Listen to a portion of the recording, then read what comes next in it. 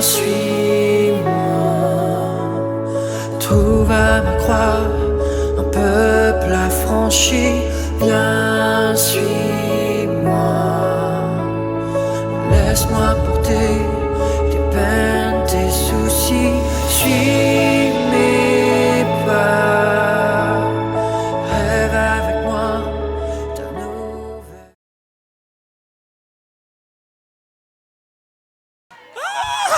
Alléluia!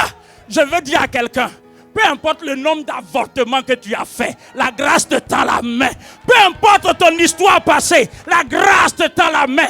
Peu importe le nombre de personnes à qui tu as fait du mal, peu importe le tort que tu as fait, peu importe les accusations, peu importe ce qu'on pense de toi, tu es un candidat idéal pour la grâce de Dieu. Je dis, tu es un candidat idéal pour la grâce de Dieu. Je déclare que tu es un candidat idéal pour la grâce de Dieu. Vous savez quoi? Nous avons du mal à comprendre. Il y a des gens qui insultent Dieu, ils blasphèment contre Dieu. Et puis, les derniers moments de leur vie, là, ils sont sur le lit de l'hôpital. Et puis, on ne sait pas dans quel coup. Il y a quelqu'un qui passe là et puis il est en train de les évangéliser. Et puis il dit, je donne ma vie. J'accepte Jésus comme mon Seigneur Sauveur. Et il y a des chrétiens qui sont jaloux. Oui, il y en a qui disent, mais c'est pas vrai. Lui, il nous a trop fatigués. Il nous a trop fatigués. Mais c'est l'histoire de qui? C'est l'histoire de l'apôtre Paul. Il a fait tuer des gens. Il a blasphémé contre l'église. Sauf que pendant qu'il faisait ça, il était élu de Dieu. Il était élu de Dieu. Réfléchissez avec moi, s'il vous plaît. Si vous n'êtes pas encore convaincu que la grâce est sélective, réfléchissez avec moi. Dieu décide d'envoyer un missionnaire à Ninive. Et il choisit Jonas. Et Jonas lui dit, je ne vais pas. Monte, descends, je ne vais pas. Fais de moi ce que tu veux, je ne vais pas. Qu'est-ce qui empêche Dieu de mettre Joseph de côté, et Jonas de côté, et puis pour aller prendre quelqu'un d'autre? Vous amusez à le plan de Dieu, quoi. J'ai dit, vous amusez à le plan de Dieu. Quelqu'un qui a conçu un plan depuis l'éternité passée. Et c'est aujourd'hui là, parce que tu es capricieux. Pas aujourd'hui là, parce que tu n'es pas attentif. Aujourd'hui là, parce que tu es comme ça, Dieu dit, je le mets de côté. C'est pour ça que Dieu dit aux brigands qui étaient sur la croix, aujourd'hui même. Prenons le temps de lire, c'est quelle prière même il a fait même. Qu'est-ce qu'il a dit de spécial, pasteur? Il a dit quoi de spécial? Seigneur, souviens-toi de moi. Ça n'a rien à voir avec le classique, la prière classique du comment accepter le Seigneur. Ça dit, il n'a pas confessé ses péchés.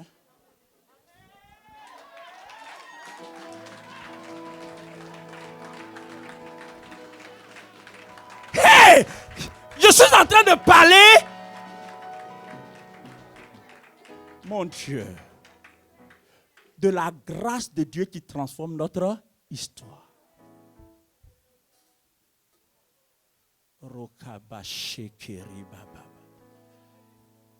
Sois réceptif à la parole de Dieu. Il dit qu'il a été manifesté maintenant. Entre le maintenant et le temps éternel. Il faut voir. Ça mène du temps. Mais ceux qui viennent le mercredi, vous êtes bénis, parce que vous allez comprendre. L'intervalle entre les temps éternels et le maintenant, là, je vais vous expliquer ça pas à pas. C'est tout un programme. Pourquoi Dieu a laissé écouler autant de temps avant que Jésus ne vienne? Quand l'histoire de l'humanité a commencé, Dieu a attendu, au bas mot, 4000 ans. 4000 ans avant que Jésus ne vienne pour que la grâce... Mais pourquoi Dieu a attendu tout ce temps? Pourquoi? C'est la grâce de Dieu.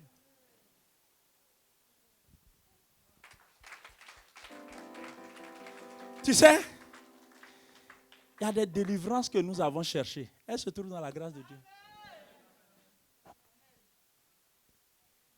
Je vais vous dire quelque chose. Et on va vivre ça. Le temps vient et il n'est pas loin. Ou pendant que je serai en train de prêcher, les témoignages seront suscités. Parce qu'il va se produire des changements de vie sans qu'on soit obligé de s'égosiller. C'est-à-dire qu'on ne sera pas étourdi. On ne va pas se dépenser, casser les cordes vocales. Non. Il faut simplement qu'on soit conscient de la grâce de Dieu. Et Dieu va poser sa signature. Tu seras assis. En écoutant la parole, tu vas vivre la délivrance. Tu vas vivre la guérison. Tu vas vivre l'épanouissement. Tu vas vivre des choses. Le tout, c'est qu'on ne fonde pas notre avenir sur nos moyens. Dis Amen. Maintenant, regardez. Qui a été manifesté maintenant par l'apparition de notre Seigneur, de notre Sauveur, Jésus-Christ. Mais en fait, ce que Paul a dit n'est que l'explication de ce que Jean avait dit. Prenons Jean chapitre 1.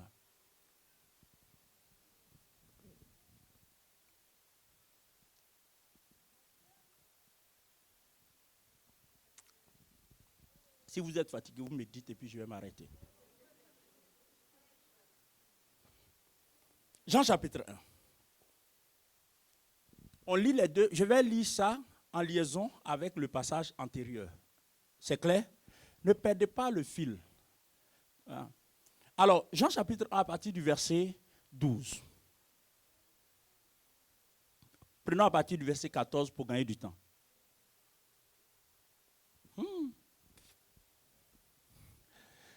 Quelqu'un dit, papa prêche. Quel dépôt. Quel dépôt. Et la parole a été faite. Écoutez très bien. La parole. La parole, c'était qui? C'est Jésus.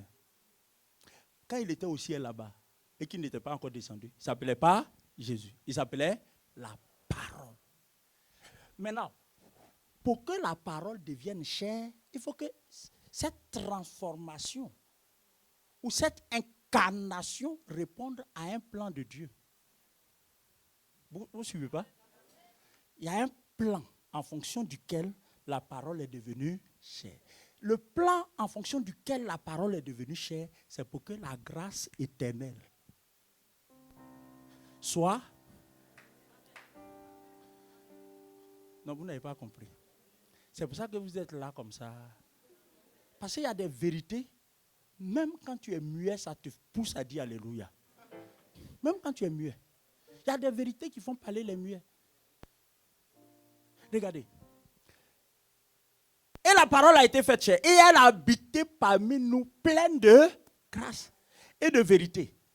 Et nous avons contemplé sa gloire. Une gloire comme la gloire du Fils du Dieu unique. Continuons. Jean lui a rendu ce témoignage et s'est écrié. C'est lui dont j'ai parlé, celui qui vient après moi m'a précédé. Ça m'a créé tous les problèmes du monde jusqu'à ce que je comprenne. Car il était avant moi, celui qui vient après moi m'a précédé. Vous voyez ça? Il n'y a que dans la Bible on voit des choses comme ça. Maintenant regardez. Et nous avons tous reçu de sa plénitude. Suivez. Nous avons reçu de sa plénitude. Le 2 ici est un partitif. Donc, il y a quelque chose qui lui appartenait, n'est-ce pas? Et nous avons reçu de lui. Là, cette plénitude, c'est quoi? Et grâce pour grâce. Il est la plénitude de la grâce de Dieu. Continuons. Verset 7. Et la loi a été donnée par Moïse. La grâce et quoi? Et la vérité sont venues par Jésus-Christ. La grâce n'a pas été créée en Jésus-Christ. La grâce est venue. Elle était quelque part.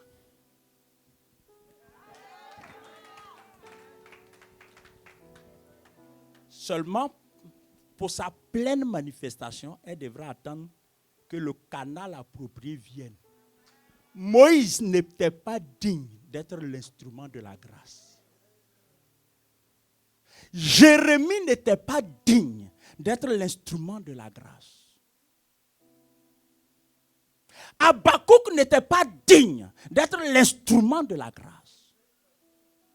Aucun humain n'était digne d'être l'instrument de la grâce. Pourquoi? Parce que tous ceux dont j'ai cité le nom et ceux dont je n'ai pas cité le nom, ils ont un père. Et si la grâce se manifestait en eux sous une forme pleine, on rattacherait cette plénitude de la grâce à leur histoire familiale. Mais en lui, dis avec moi en lui, la grâce a été manifestée. Et cette grâce est venue par lui. Mes amis, toi en tant qu'élu, moi en tant qu'élu, notre destinée ne peut s'accomplir que par la grâce de Dieu. Nous ne deviendrons ce que nous devrons devenir que par sa grâce. De la même façon que Paul a dit, je suis ce que je suis par sa grâce. Qu'est-ce que nous devrons faire? Ce que nous devrons faire, c'est de prendre conscience. Premièrement, de prendre conscience de la réalité de la grâce. Deuxièmement, de prendre conscience de notre besoin impératif de la grâce. Nous avons besoin de la grâce. Que ça ne soit pas juste un rituel, que ça ne soit pas juste une posture religieuse. Nous avons besoin de la grâce. À partir de maintenant, quand tu t'agenouilles ou que tu sois debout ou couché devant Dieu et que tu dis à Dieu, Seigneur, j'ai besoin de ta grâce, il faut visualiser de quoi tu parles. Quand tu dis, Seigneur, j'ai besoin de ta grâce, ça veut dire quoi? J'ai besoin du déploiement de ta puissance, de ta sagesse infiniment variée, de tes capacités, de tes ressources illimitées. Quand tu dis, Seigneur, j'ai besoin de ta grâce, sois conscient que c'est parce que tu as une somme de faiblesse.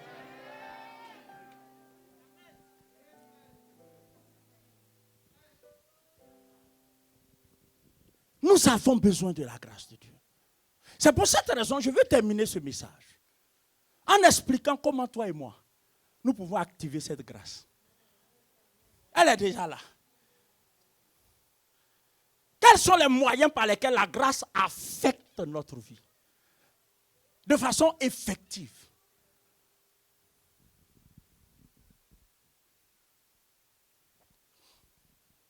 Il y a quelques années en arrière, je me suis pensé sur le sens de mon prénom, Jean-Claude. Mon père m'avait dit que c'est quelqu'un qui m'avait donné ce prénom. Un monsieur que je n'ai jamais connu. Bon, c'est des événements entourant ma naissance en fait. Et quand j'étais heureux de découvrir le sens de Jean-Claude. Claude, c'est claudiquer. Claudiquer, c'est boiter. Tu ne marches pas à droite, tu boites. Quand j'ai vu Claude claudiquer, j'ai dit, Seigneur, c'est quel... Et puis tout de suite après, l'Esprit me dit, est-ce que tu connais le sens de Jean? Jean, c'est la grâce. Jean, c'est bien-aimé de Dieu. C'est la grâce. Et comme je vous expliquais tantôt, c'est seulement sur le terrain de la grâce que la faiblesse est amie à la puissance de Dieu. J'ai compris ce jour-là que toute mon histoire sera une histoire de grâce. J'ai compris ce jour-là que ma vie et mon histoire, c'est le chantier de la grâce. Je te dis ça pas pour me mettre en avant, mais juste pour que tu comprennes que toi aussi, ton histoire, c'est une affaire de grâce. Je dis c'est une affaire de grâce. Non, je répète, c'est une affaire de grâce. Vous savez, le chiffre qui symbolise la grâce dans la Bible, c'est le chiffre 5. Le chiffre 5. Ce chiffre a deux aspects. Le chiffre 5 parle autant des limitations humaines que de la grâce de Dieu. Donc c'est pile face. Est-ce que vous voyez ça? Autant des limitations humaines que de la grâce de Dieu. Il y a une logique en cela. La logique, c'est quoi? C'est que la grâce ne se manifeste que quand l'homme est limité. J'approfondirai ça dimanche prochain. Quand je vous expliquerai la raison d'être de la grâce, pourquoi Dieu nous soumet au régime de la grâce et non à un autre régime? Pourquoi? Pourquoi depuis l'éternité Dieu a choisi la grâce? Pourquoi il ne nous a pas livrés au mérite ou à la méritocratie? Pourquoi il n'a pas créé l'humanité comme des gens appartenant à une grande école de formation? C'est les meilleurs qui réussissent. Je ne serais pas là où je suis aujourd'hui. Parce que je ne suis pas sûr de faire partie des meilleurs. Peut-être toi, mais en tout cas pas moi.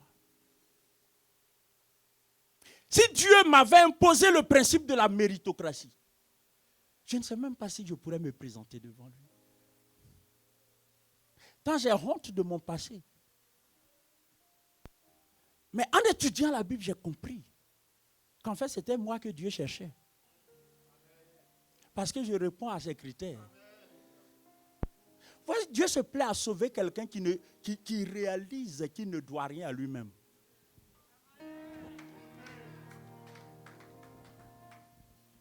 Qui réalise qu'il ne doit rien à lui-même. Le chiffre 5, c'est le chiffre de la grâce. Vous vous souvenez? Jésus s'était retrouvé dans un lieu désert avec beaucoup de monde autour de lui. Et les gens avaient faim et la nuit tombait. Il était question de les nourrir. Les disciples lui ont suggéré de renvoyer la foule. Il a dit non, ce n'est pas possible. Vous allez les nourrir vous-même. Ils ont dit au Seigneur, nous n'avons que 5 pains et 2 poissons. Ils avaient quoi? 5 pains. C'était ce qu'ils avaient et c'était en même temps leur limite. Que valent 5 pains devant une foule de 5000 hommes, sans compter les femmes et les enfants? Que valent 5 pains? C'est souvent ce à quoi notre potentiel nous confronte. Nos moyens nous confrontent. Le défi est tellement grand qu'on se perd devant ces défis. Quand c'est comme ça, ne sombre pas dans le désarroi. Ne sombre pas dans la désillusion. Ne sombre pas dans le découragement. Ne sombre pas dans la déception. Ne sombre pas dans l'angoisse. Parce que Dieu n'est pas surpris de nos limites. Bien au contraire, il nous a constitués pour que nous soyons limités, pour qu'il ait le temps de manifester. Oh non, est-ce que je parle à quelqu'un? J'ai dit, Dieu nous a constitués de sorte à ce que nous ne soyons pas capables de tout faire. Il a fait exprès. Parce que s'il nous a fait de sorte qu'on puisse tout faire, on n'aurait plus eu besoin de lui. Dieu souffrirait. En d'autres termes, tes limites sont les portes, les fenêtres et les accès de la grâce de Dieu dans ta vie. Non, vous n'avez pas compris. Vous n'avez pas compris. C'est parce que je suis limité que Dieu peut interférer dans ma vie. C'est parce que je suis limité que volontairement, consciemment, je peux tendre la main pour dire je n'en peux plus. Je n'en peux plus. Ils ont apporté les 5 pains et les 2 poissons. Jésus a pris les 5 pains et il a rendu grâce. Il a rendu en clair. Il a mis les 5 pains en contact avec.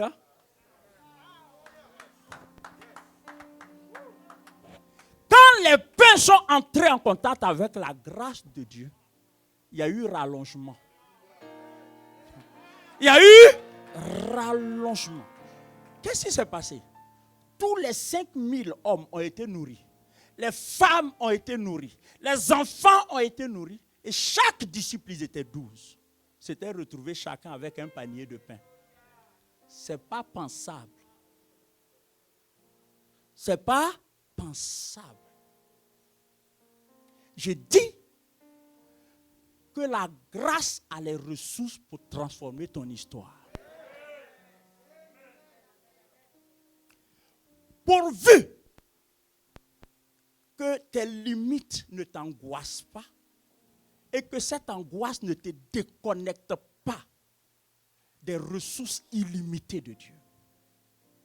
La Bible dit, approchons-nous donc du trône de la... Du trône de... Le trône qui libère la grâce. Le trône qui fait de la faveur en déployant la puissance de Dieu. Ce trône-là ne doit pas chômer en ce qui te concerne.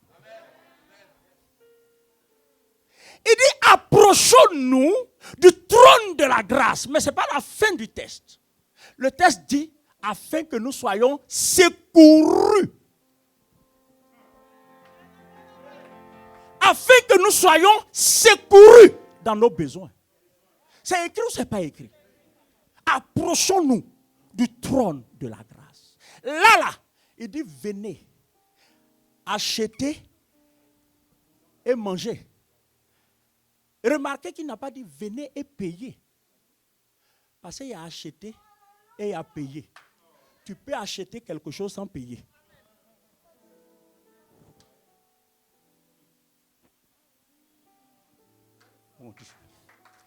Venez acheter et manger et buvez. Il n'y a pas payé dedans. Parce que quelqu'un d'autre.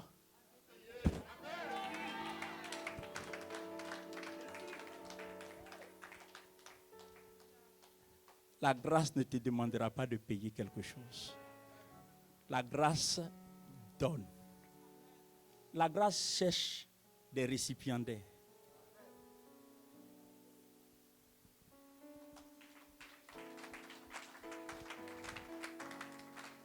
J'étais en train de dire que, oh mon Dieu,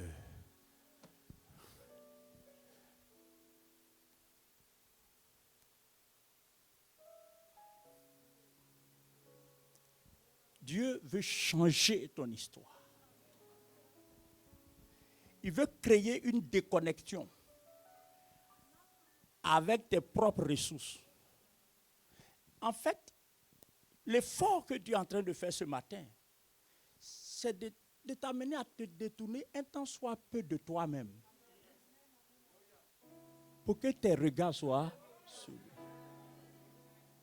Le psalmiste dit, je lève les yeux vers les montagnes. D'où me viendra le secours? Le secours me vient de l'Éternel qui a fait les cieux et la terre. Tu sais, ton avenir dépend de où tu regardes. Ton avenir dépend de où tu regardes. Fais attention, ne regarde pas à des ressources limitées. Tous les regards plutôt vers là où on peut donner et toujours donner en ayant toujours à donner. Ça ne peut se passer qu'avec le trône de la grâce. Venez à moi, dit-il, vous tous qui êtes fatigués et chargés. Si tu es fatigué d'échouer, si tu es fatigué de tourner en rond, si tu es fatigué de voir le non-aboutissement de tes rêves, de ta vision, de tes projets, si tu es fatigué, tu es un candidat idéal pour la grâce de Dieu. Tu es socialement fatigué, tu es financièrement fatigué, tu es intellectuellement fatigué, tu ne sais pas de quel côté te tourner. J'ai un secret pour toi. Le trône de la grâce est à notre disposition. C'est pourquoi il s'appelle le trône de la grâce. Nulle exigence n'est revendiquée. Approchons-nous donc du trône de la grâce. Dieu, écoute-moi. Dieu nous a créés en s'arrangeant pour que nous ne soyons pas capables de tout faire. C'est pourquoi dans la Bible, il est clairement dit ce qui est impossible aux hommes Qui a déclaré ça? Il dit ce qui est impossible aux hommes, quoi que tu fasses, quels que soient tes moyens, quel que soit ton niveau d'études, quelle que soit ta famille d'origine, tu arriveras un jour et tu constateras qu'il y a des choses qui te sont impossibles. J'ai vu un milliardaire être à l'extrême. Un monsieur grand de taille qui, en temps normal, les week-ends, il recevait dans son salon pour des petits moments de déjeuner, de dîner, le président Henri Konan Bédié. Quand un président te rend visite le week-end pour que vous causiez, visite de Kousouaji, c'est que tu n'es pas n'importe qui. Hein? Je suis allé au chevet de ce monsieur, ici à Courbevoie. Au regard de son statut social, les médecins défilaient chez lui à la maison. Il avait les moyens de les payer. Mais il n'avait pas les moyens de payer le défilé des anges.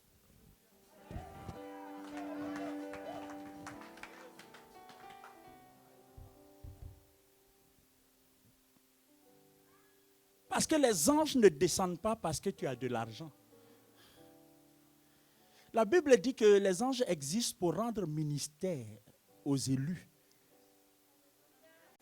Ils sont à notre service. Il ne faudrait pas que tes impossibilités soient source de frustration pour toi. Il ne faudrait pas que tes impossibilités et ton incapacité à relever certains défis, peu importe la nature de ces défis, t'enferment dans un complexe d'infériorité où tu finiras par perdre l'estime de toi-même. Non, c'est dans l'ordre voulu de Dieu que toi là, tu sois confronté à des choses que tu ne peux pas faire. Parce que le seul chemin que la grâce peut se frayer dans ta vie, c'est le chemin de tes faiblesses.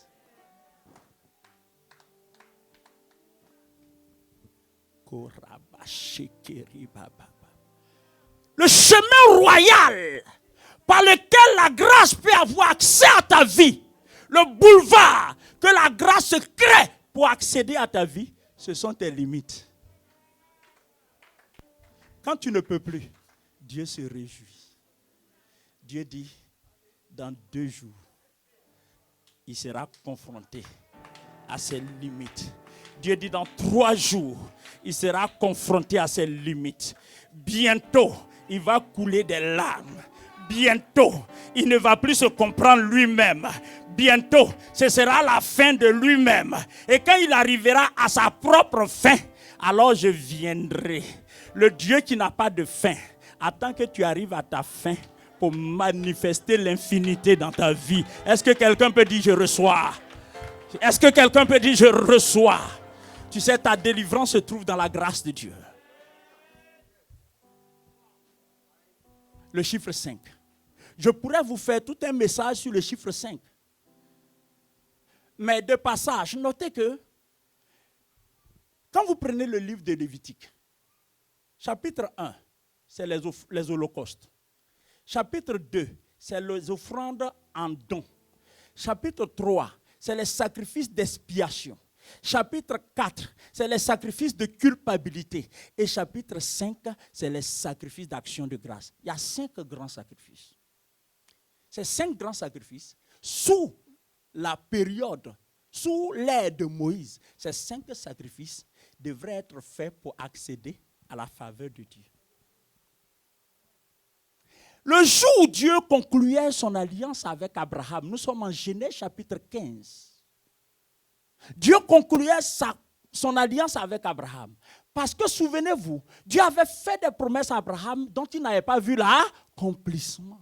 Il languissait après l'accomplissement de ses promesses. Mais rien ne s'opérait dans sa vie. Je ne sais pas à quel stade tu te trouves. Car restes-tu des promesses qui mettent long à se manifester? La grâce pourvoira à cela. J'ai dit, dis Amen. Dis je reçois. Lève la main droite comme moi et dis je reçois en fermant la main. Dis je reçois en fermant la main. Alléluia. Maintenant, regardez. Le jour de l'établissement de l'alliance entre Dieu et Abraham. Je note de passage. Et d'ailleurs, c'est ce que nous sommes en train d'étudier en ce moment. La série d'études le mercredi, c'est la revue des alliances entre Dieu et les hommes. Et le jour où Dieu contractait l'alliance avec Abraham, ce jour-là, Dieu a demandé à Abraham d'amener 5 animaux. Pourquoi?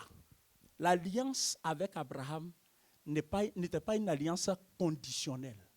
C'est une alliance inconditionnelle. En clair, les promesses rattachées à cette alliance ne pouvaient se réaliser que sur le fondement de la grâce.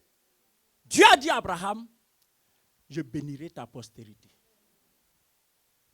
2 types de postérité.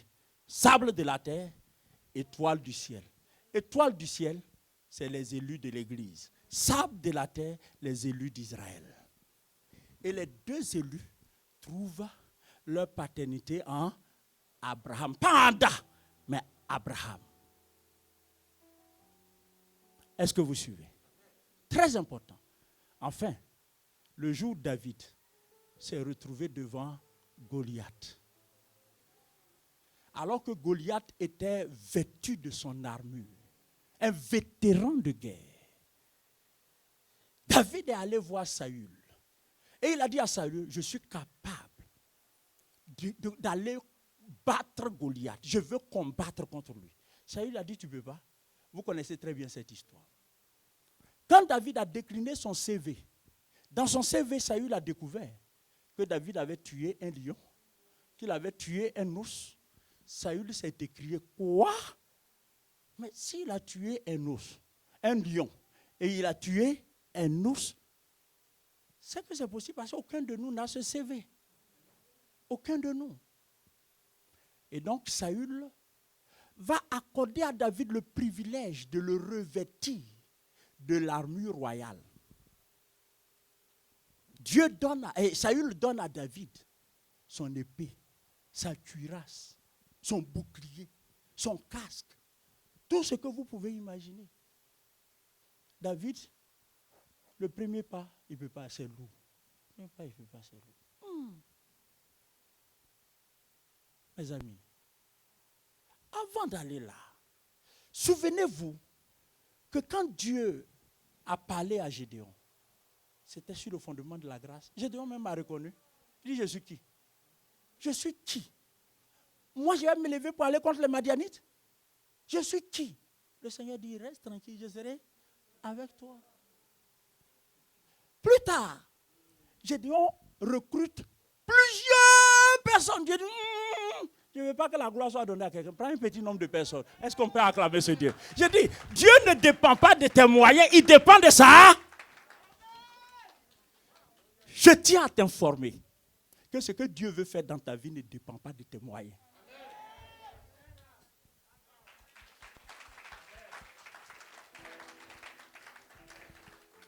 Si nous comprenons ces choses, si nous les intégrons, notre façon de prier va changer. Regardez-moi.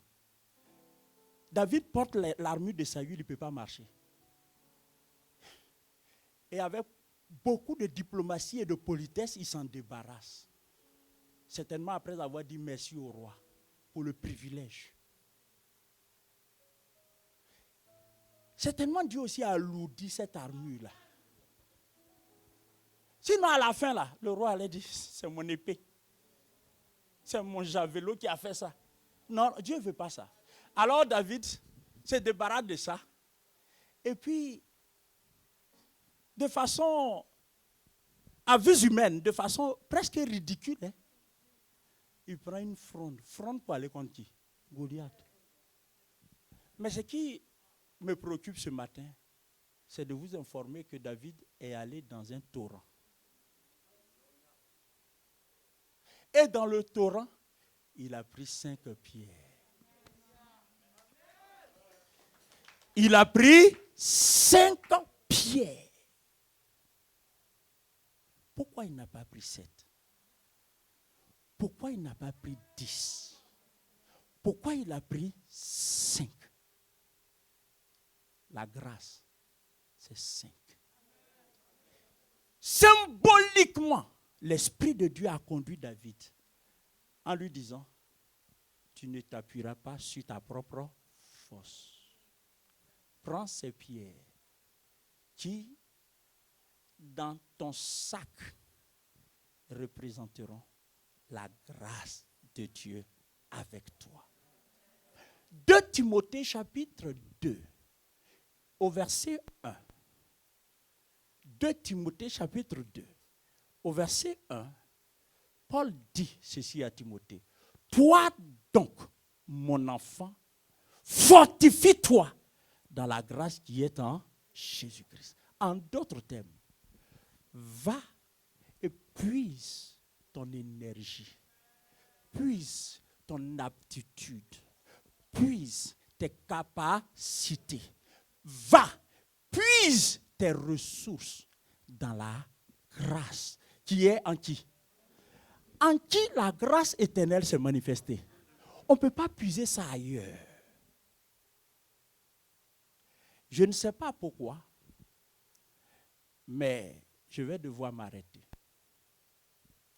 Et puis dimanche prochain, je reviendrai sur les 5 pierres et les raisons pour lesquelles Dieu travaille avec la grâce. Que Dieu vous bénisse.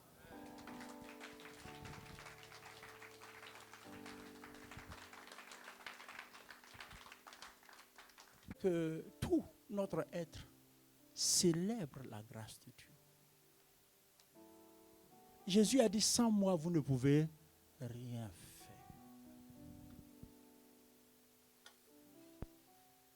La grâce de Dieu va ouvrir le chapitre des exploits dans notre vie.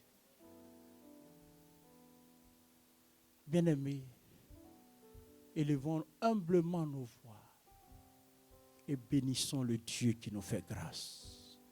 Prions notre Dieu. Prions notre Dieu. Ce message a eu écho en toi. Bénis Dieu pour sa grâce. Ouvrons la bouche et bénissons notre Dieu. Seigneur notre Dieu et notre Père,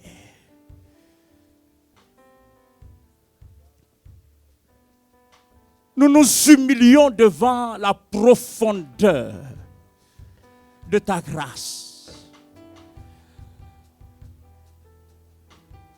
Nous nous humilions, Seigneur notre Dieu. Nous nous abaissons, notre Dieu, devant l'étendue de ta grâce, le mystère de ta grâce. Ce que tu es capable de faire en dépendant de tes ressources dans notre vie et à travers notre vie. Ce matin, je bénis ton nom pour cette sémence. Cette sémence qui a le pouvoir de me transformer, le pouvoir de transformer ton fils et ta fille. Sémence de grandeur, sémence de délivrance, sémence de transformation, sémence de changement, sémence de réalisation de ta vision pour notre vie. Oh Dieu, je veux célébrer ta grâce. Je veux célébrer ta grâce. Je te prie de me donner chaque jour d'être davantage conscient de mon besoin de ta grâce. Et surtout, d'avoir foi en ta grâce. D'avoir foi en ta grâce. D'avoir foi en ta grâce. D'avoir foi en ta grâce. D'avoir foi en ta grâce. Ce n'est pas en vain quand tu as dit à Paul que ta grâce était suffisante pour lui. Mon Dieu, fais grâce à ton peuple que nous sommes. Au nom de Jésus. Alors que nous sommes debout, je voudrais que joie de l'Éternel entende ce que je puis tout par celui qui le fortifie. Lève les 2 mains et que ton esprit reçoive les paroles de cette chanson. Les projets que j'ai formés en foi Koriaba shekeri baba baba baba. Korabaka shekeri baba baba baba. Lokoraba shekeri baba baba baba. Koriaba shekeri baba. Si ce n'est pas ta grâce. Oh oui. Lève les deux mains. En levant les deux mains, tu es en position de recevoir. Et toi et Dieu, vous savez ton besoin le besoin que tu as de la grâce de Dieu. Dans différents aspects de ta vie, dans différents domaines de ta vie, tu as besoin d'une manifestation effective de la grâce de Dieu qui me fortifie. Je puis tout par celui qui me fortifie. Oh.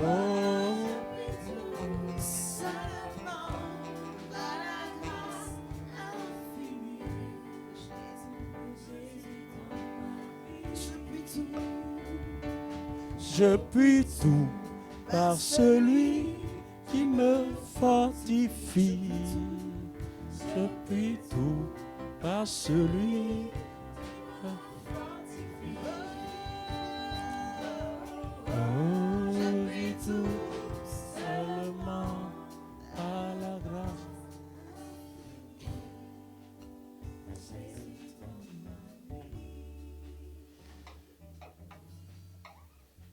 Tu as atteint tes limites, mais elles ne sont pas les limites de Dieu. Tu es confronté à tes propres limites. Cela commence à t'angoisser. Tu n'en donnes pas l'impression, mais tu es dans une vraie lutte. Tu te demandes ce qui va se passer demain et après-demain. En fait, tout est sombre devant toi. Dieu n'a pas besoin de toi pour prendre soin de toi. Dieu ne dépend pas de tes ressources. Dieu ne dépend pas de ce que tu as ou de ce que tu n'as pas. Dieu dépend de ce qu'il est, de ce qu'il possède, de ce qu'il est capable de faire.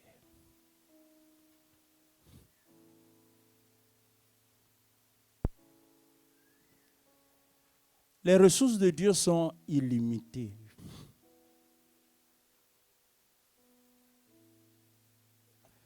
Abraham a dû se demander à un moment donné, si j'offre Isaac, comment le plan de Dieu s'accomplirait? Puisque Isaac était le fils de la promesse. Le sacrifice que Dieu attendait d'Abraham, la grâce avait déjà pourvu à cela.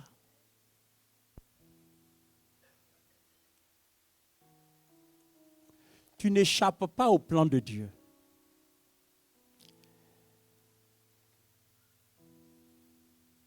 Tu n'es pas hors du plan éternel de Dieu. Dieu a inclus ta destinée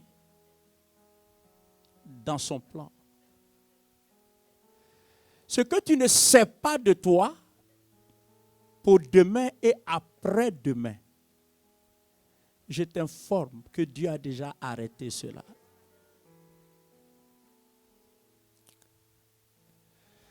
C'est lui qui a dit à Jérémie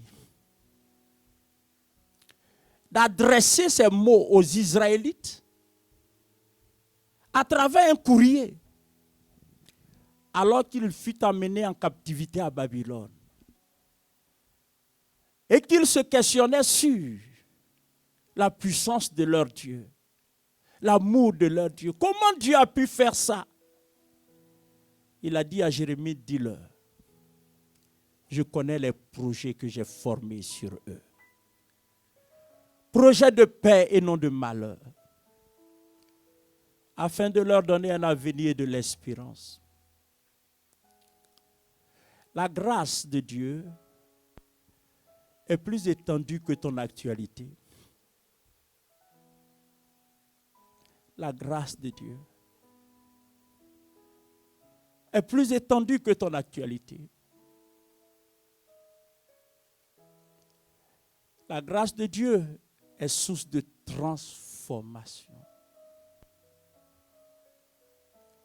La grâce de Dieu peut faire du pauvre un riche. La grâce de Dieu peut faire d'une femme stérile une femme féconde.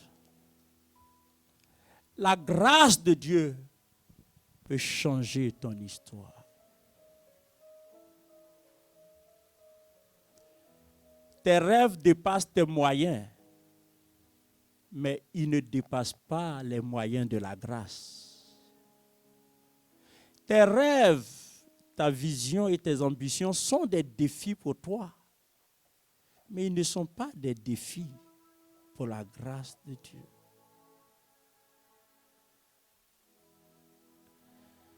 Seigneur, je veux recommander ce peuple qui se tient devant toi à ta grâce. Je te bénis que le témoignage de notre transformation soit imputé à l'œuvre de la grâce. Saint-Esprit, rends-nous ministères sur le terrain de la grâce. Éveille notre foi à la réalité de la grâce. Éduque notre sensibilité à la réalité de ta grâce. Donne-nous un jour de vivre des choses extraordinaires dont l'explication ne pourra être comprise que si nous rattachons nos témoignages à ta grâce. Mieux, Seigneur, que nous ne soyons pas capables d'expliquer ce que tu vas faire demain, sinon que pour dire que c'est par ta grâce que tu l'as fait. Seigneur, merci de me faire contempler la transformation de ce peuple. Merci de me faire contempler, admirer la transformation de la vie, de l'histoire de ce frère et de cette sœur. Merci de ce que notre progrès, notre épanouissement, notre transformation portera ta signature. Béni sois-tu, Seigneur, au nom de Jésus. Amen.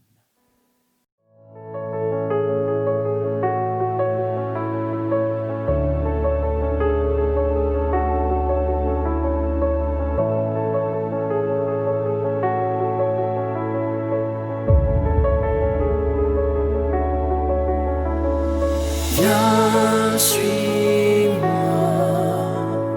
trouve à ma croix un peuple affranchi.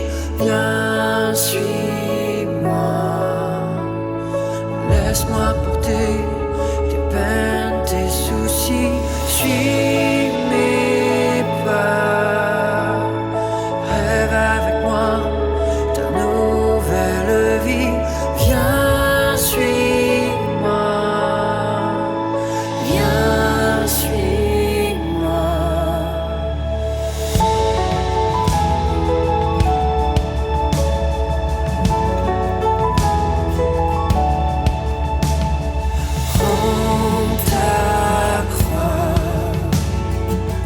Derrière toi, tes visions sans gloire.